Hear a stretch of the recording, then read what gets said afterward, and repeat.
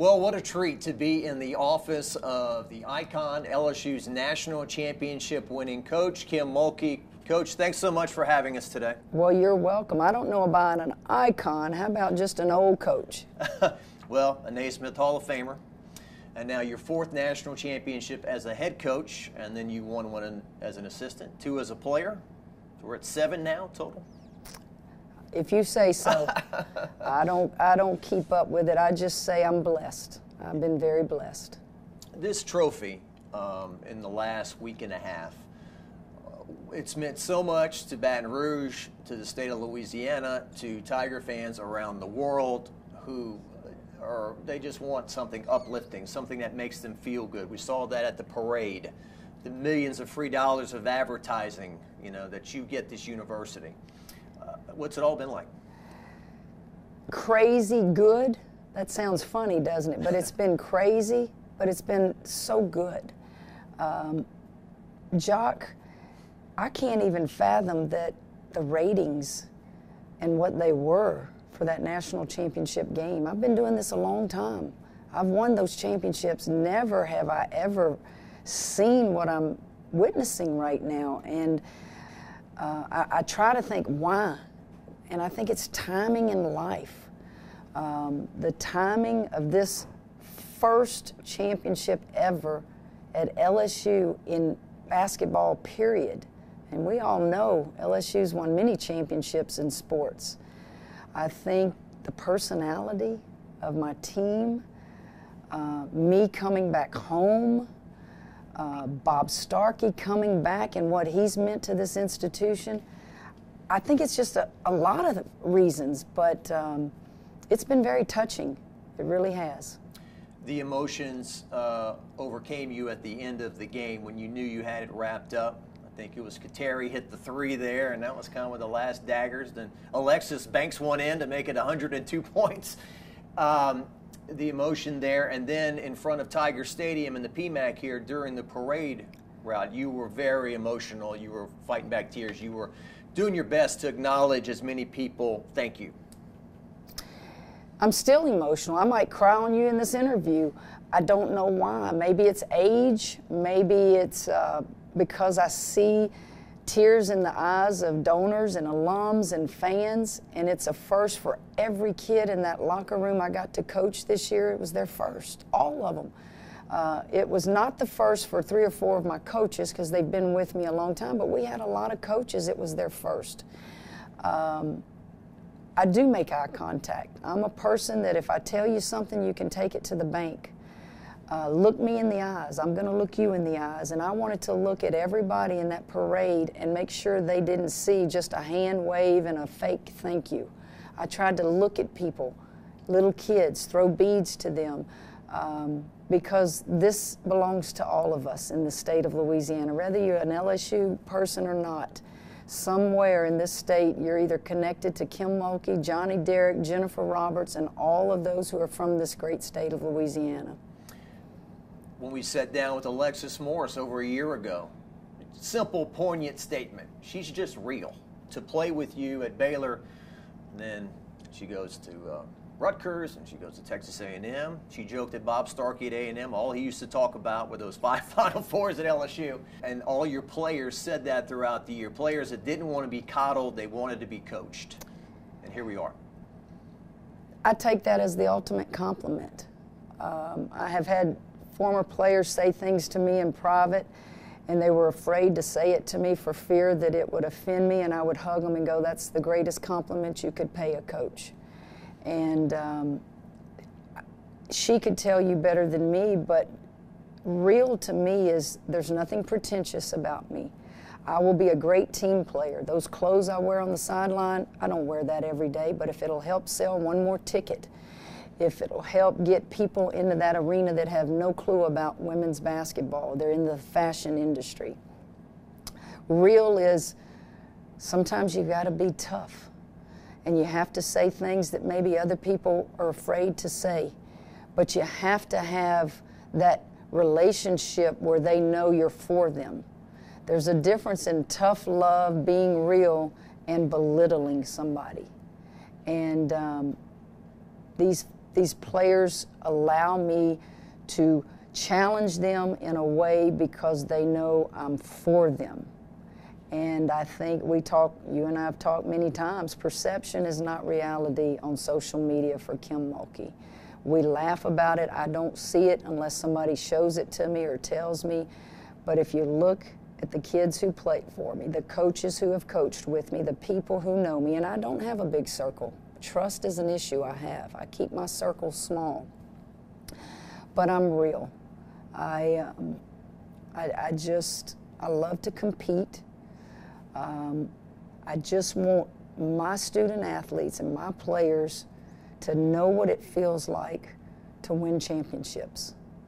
And if that's a conference championship, if that's a national championship, it's a different feel. And not many people can say they've done that.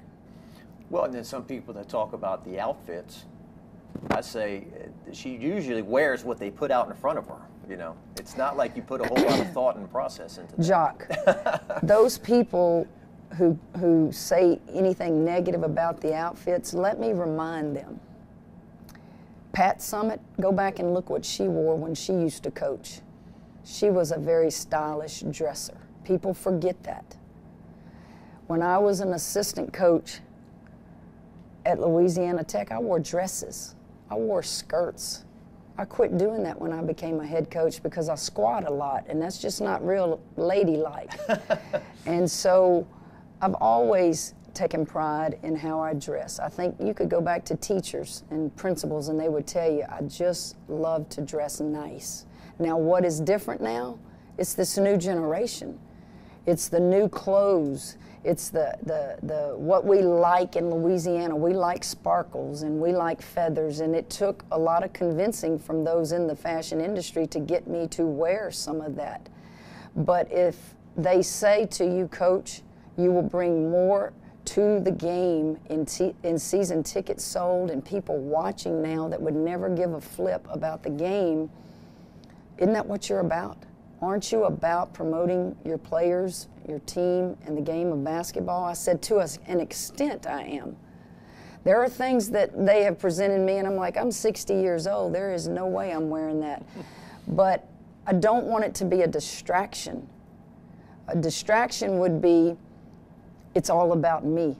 I'm good with people say, I come to watch what you wear. They said that to me when I was at Baylor. They said that to me when I was at Louisiana Tech. I have no problem with that. I just want them to learn the game of basketball. I want them to know, hey, I didn't even know what a point guard was till I started going to the games. Learn something about what's going on that floor. Yeah, you nailed it on the national championship outfit. Everyone agreed across the board. That was awesome. And I like the one that you wore when you first showed up at Dallas. You guys had that banquet, and you had all the sports balls on it, like football, basketball. That's basically one that was very casual, saying that I love all sports.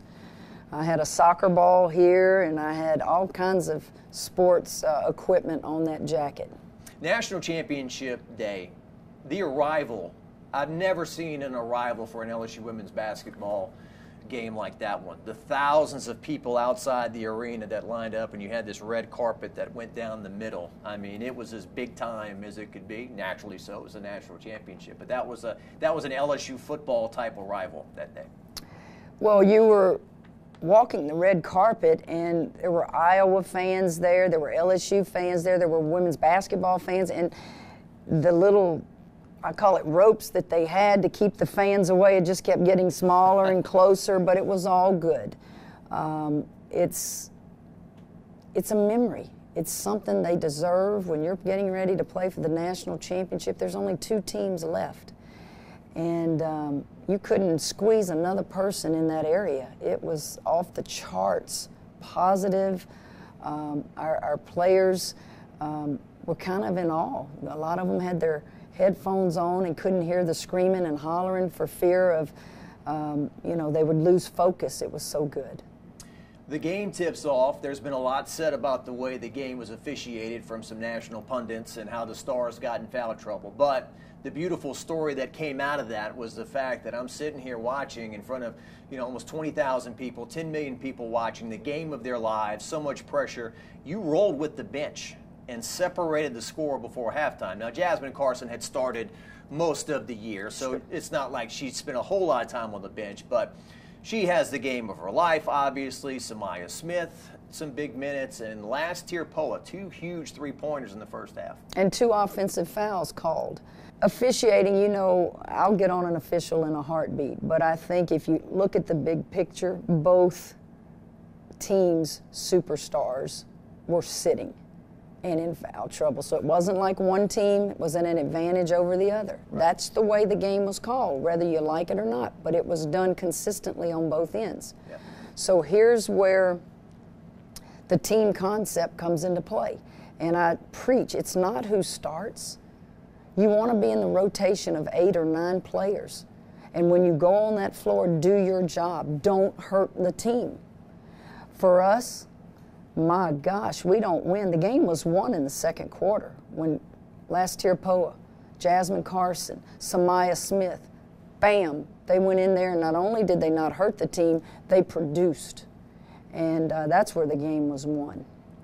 This is an LSU interview, but real quick, I don't think I've ever seen anyone like Caitlin Clark and the way she could shoot the basketball. I think one time she dribbled like 2 steps past half court, just let it fly, and we were like, this is amazing. Now, it wasn't sustainable to win a game over 40 minutes, but she was worth, you know, the talk. We've seen great players through the years. Gosh, have we seen great players. When you are a great player and you want to be considered a generational player, to me, there's one statement that needs to be said. Do you make your teammates better? She put that team on her shoulders, and she made every teammate better. She's going to get her points, but look at the other things she does for her teammates. That's a generational player. Bob Starkey told me, you said she wasn't as flashy as Pistol Pete. They called her Ponytail Pete or whatever, but Starkey said she's just as electric as a passer as she is a scorer. You can't take your eyes off of her. First time I ever saw her in person was the 3rd quarter of the South Carolina semifinal game. I finally got out to the court. And I sat, and I just watched her. And that's not what I usually do. I'm usually watching off-ball stuff. What are they doing here? Thinking in my head, who we're going to play. I couldn't quit watching the things that she was doing. She could very well be the passer, behind the back, between the legs, and all that Pistol Pete was. She just doesn't have to. She doesn't have to. She is every bit as good as I heard. You were not going to stop her. You just needed to try to contain her a little bit and never let another teammate have an all-world night. LaDasia Williams, great moment for her the other night. She's picked in the 2nd round. She was so solid in the Final Four, averaged 18 points a game. The Utah game where she goes 11 of 14 from the field, scores 24 points. You know, the Utah game, that's in the final moments there where you got to pull that thing out, and Alexis makes the free throws. But LaDasia, she's not, she's to herself, she's quiet. You took her to SEC Media Days to start the year to kind of bring her out of her shell a little bit, but she was so solid for you. She was, but I'm going to tell you a moment in that game that was the absolute biggest moment of that game. It wasn't her scoring. It wasn't her defense. We all know that, and she's been talked about because of it. We're up 1 with 2-point-something seconds to go. The Utah player is at the foul line. Their best free throw shooter. She airballs the first one. So now we're breathing like, well, the worst thing that can happen is we go to overtime. She misses the second one. Samaya Smith, freshman, is on this side of the rim. LaDasia's on this side. Samaya doesn't block out good enough, and the Utah player gets a quick offensive step on her and gets that rebound. Jasmine Carson, if you go look, is almost out of bounds. LaDasia comes over and just strips the ball from that player before she could really ever go up and get a look. People don't see those things. Guys, that kid could have been fouled, that kid could have made that bucket, and we lose. That is what I will remember the most about that game. Certainly I'll remember the other stats, but go back and look at that Utah game and that little thing that she did right there. Yeah. And Coach Starkey told me he thought Utah was the best team you played. I do too. And I even tried to motivate the kids that if you win against Utah, I said, you may be going to the Final Four. And I really did. They were good. Wow, they were good. The amazing thing, too, about your sport is, like football, when they beat Oklahoma in a playoff, they've got a while to get ready for Clemson. You know, it's Friday night. You just finished. By the time we're done with our interviews, it's like 8, 9 o'clock at night. And you're playing a game in less than 48 hours for the national title. A lot of people are like, it's at 2:30 in the afternoon. It's not at 7 o'clock. And so, you know, there's no time to celebrate the biggest win in program history. You just got to get to it and have a scouting report and play the game. Well, TV dictates that. TV dictates it. But I'll say this, Jock, I've been in Final Fours where you played on back-to-back nights. You just got to do what you have to do. They're young, right? Yeah, you gotta prepare, and both teams are at the same advantage or disadvantage, however you want to look at it. A few more things about your team. Joe Schwartz had a great comment about flau'jae Johnson. A lot of teams didn't want her to rap and play basketball, and he said, Coach Mulkey said she could be an astronaut as long as the space shuttle's in time for practice, back in time for practice. I mean, what a great line. Yeah, if you are a talent that can help us win, I don't care what you do away from the court.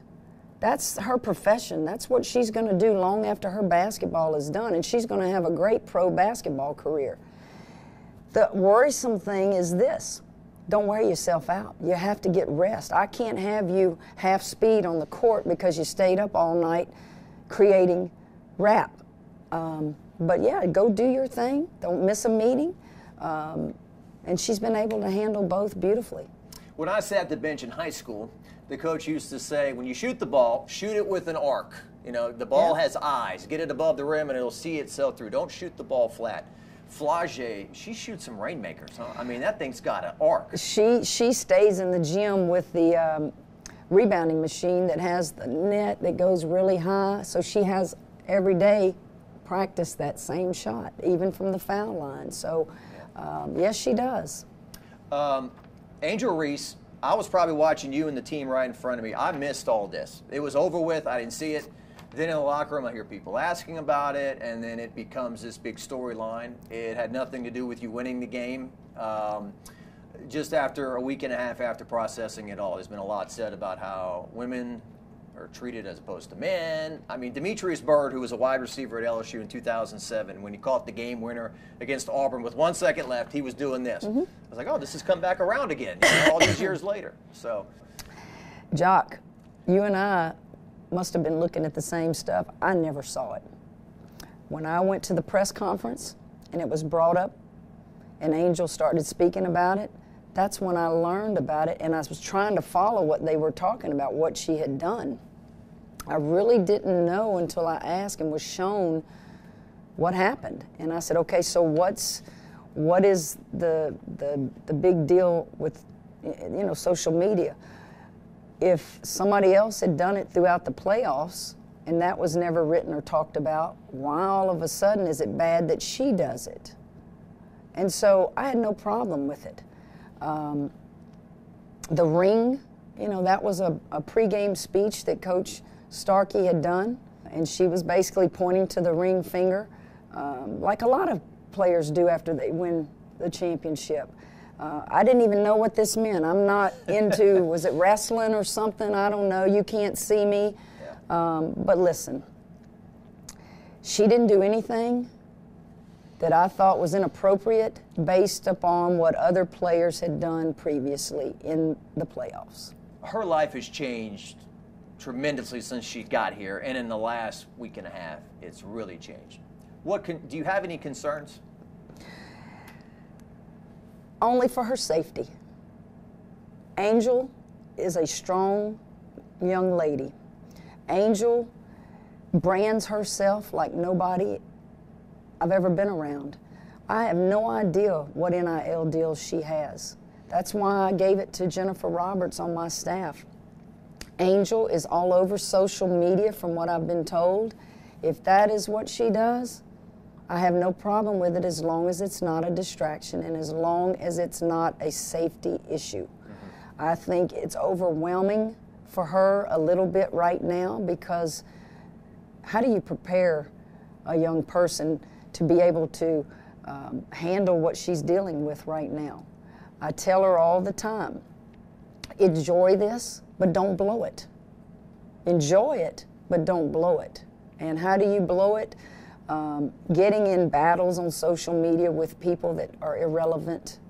Be who you are, don't change who you are, but understand you're at a different level now in a lot of ways. Well, it's down the road. We were kind of joking that next year when you go on the road, there's going to be 10, 15,000 people doing this. You know? Well, they were doing it in the parade. Little kids are taking pictures doing this. That's not a negative, really. Yeah. People can make it a negative. Trash talking, when you cross the line and it becomes vulgar or really belittling, then a coach should step in. But I played the game. Trash talking was going on back then. You didn't see it as much because you didn't have as many cameras. You didn't have all these phones with videos. It's just, it's a different generation now. Your coaching staff, I learned more about Johnny Derrick on this journey that you took us on. So Johnny Derrick, he graduates from Dubach High School near Ruston in 1976. He does insurance for 24 years, and along the way, he's a huge fan of Louisiana Tech women's basketball, as you're a player. He goes to the first ever NCAA National Championship, which you play in. If you ever have 5 minutes, go to YouTube, search Kim Mulkey 1982. You'll be entertained. You pass the ball to Dennis Rodman's sister. Deborah. Deborah's the oldest sister, and boy, did she play like him. I loved having her on my team. She was a rebounding machine. And you want to talk about trash talk. Woo, she helped me a lot of times. I would get beat defensively, and Deborah would be right there swatting it away. There you go. So, Derrick, you eventually become the coach at Baylor, and you ask him to be part of the staff, and here we are 2 decades later, and he almost retired last year. He did. And everyone's very happy he did not. And I think he's the happiest. When I was hired at Baylor, I wanted to think outside the box. I wanted to get a commitment where my coaches would stay and help me build that program. It had only won, 7 games before we got there. I didn't want to hire 3 recruiters and every day they were on the phone looking for that head coaching job. And then I thought, what is it I don't really like to do and don't want to spend a lot of time on that I now have to as a head coach? And that is the budget, scheduling. All those little things are important, but I don't want to do it. And Johnny just was a casual friend. We weren't even close. I just knew him, and I knew that his background was dealing with 20-something women. Can you imagine? And I thought, he has to have patience of Job. He has to be a good person. And I just said, would you ever consider going with me and be in charge of these areas? And the rest is history. He did. And he has seen every game I've ever coached. He's been right there, and he's doing exactly the job and the things that I didn't want to do. Loyalty, right? Absolutely. Your family. We always talk to you about Kramer, and rightfully so. But I feel like as I was preparing for this, I'm like, I've never talked to her about Mackenzie. So, first off, your daughter Mackenzie, she played for you at Baylor. Mackenzie has more championships than anybody realizes. In high school, she has a basketball state championship, she has a volleyball state championship, and she has a softball state championship. And I'm talking about at the highest levels of enrollment in the state of Texas. She had an opportunity to go to other schools and play, but she said, Mom, I want to cut a net down with you someday. And I said, yeah, but you're going to see Mom in a different light in the locker room than you see at home. I'm not sure I want you to see that side of Mom when it gets ugly in a locker room. And I'm not sure you can handle it because you're the coach's child. That's an uncomfortable deal. Jock, she is the perfect example if you were going to coach your own kid on how to handle your teammates, how to make your teammates in a locker room comfortable, how, you know, she just got it. She didn't make them uncomfortable. You know, she would get aggravated and be mad at me in the locker room too. She just handles herself so beautifully that I'm sometimes, is that my child? But you're proud. Her grades, she's so smart. She is like, she has two degrees from Baylor University. And she could be an author, a writer. You should read what she writes. And then she wanted to just give coaching a chance after she got her MBA at Baylor in business, got her master's in business and her undergraduate in marketing. And I said, well, come on, work your way up and see if you like this. I brought all my staff with me to LSU. Mackenzie's married at this point. She was pregnant with her second child, actually her third child. My first child, grandchild, we lost at 20 weeks. But her husband, Clay, is Texas boy through and through, Baylor graduate, football player, former pro baseball player, and for their family, it was the right move to stay home. I miss them tremendously, but there is a good thing about these cell phones. If I do admit it, it's called FaceTime. I FaceTime them. If it's every hour, every minute, it doesn't matter. They see my face. I will FaceTime just to watch the grandkids play. And she'll just put the phone where I just watch them as if I'm there. She comes to as many games as she can, being a mother. I think she is a great appreciation now of how hard it is to be at home with children every day. Far much more, it's just much more demanding than going to work every day. And yeah, she's, if you just said blessings, I'm blessed to coach the players I have, but I'm blessed to have her as a daughter. She is as fine a Christian woman. I kind of, if you meet Mackenzie and you know Kramer, their personalities are totally different, and you go, wow. But they were raised in the same house, the same way, 3 years apart. I don't know that I've ever heard Mackenzie say an ugly word in her life, but she's not judgmental. She's heard everything that can be said ugly about her mom, and she just smiles. When she knew that we were potentially she was going to lose her first child to Turner syndrome. If you don't know anything about that, go Google it. None of us knew. You want to talk about two people of faith? Walk around when you're thinking you're going to carry a child that you know you're going to lose potentially, and with a smile on your face. And she did that. Clay did that. The rest of us were angry, and we cried, and you know, the hours I spent laying in the bed just bawling my eyes out thinking, surely there's a way to fix this. But there wasn't. And they never lost faith. I watched the video this morning. You were cutting down the nets to go to the Final Four, and she whispered to you, Mom, I'm pregnant. She did. We had just lost Scout Marie.